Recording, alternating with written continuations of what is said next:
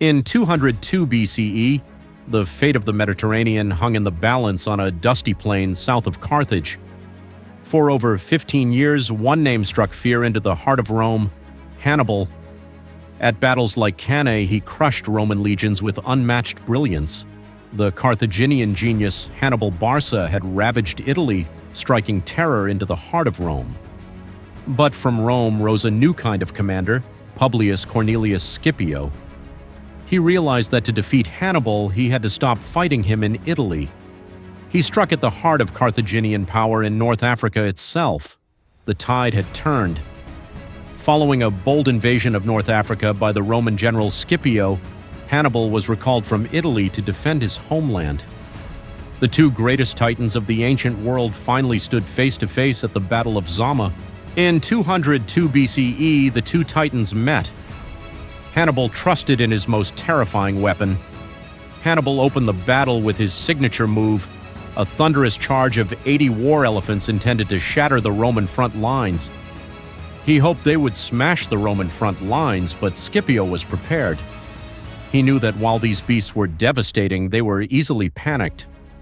Instead of a solid wall of shields, he ordered his units to step aside, creating open lanes through the Roman formation. As the elephants surged into these corridors, the Romans unleashed a cacophony of horns and trumpets. As the elephants charged, Scipio ordered his troops to blow sudden cacophonous blasts on their trumpets. The sudden deafening noise and a barrage of javelins terrified the animals. Panicked, the elephants refused to attack the open lanes and instead wheeled around 180 degrees, charging back into their own lines. This chaotic retreat trampled Hannibal's elite cavalry and disrupted his formations before the infantry had even engaged.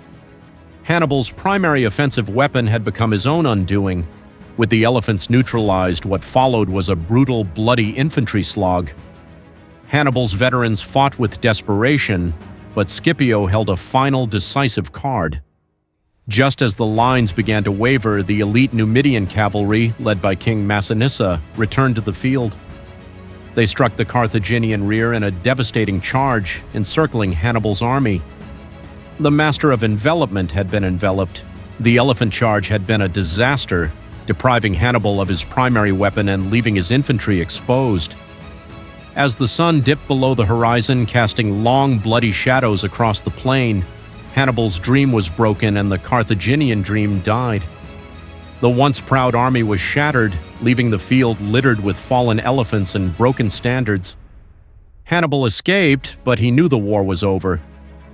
Carthage was forced to accept humiliating peace terms, ending its status as a world power and leaving Rome as the undisputed master of the sea.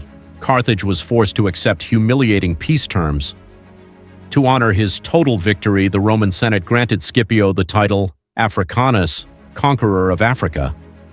On the maps of the victors, the region surrounding the fallen Carthage was officially designated as Provincia Africa, likely named after the local Afri tribe. What began as a small administrative label for a single Roman province would, over centuries, be applied by European geographers to the entire vast landmass to the south.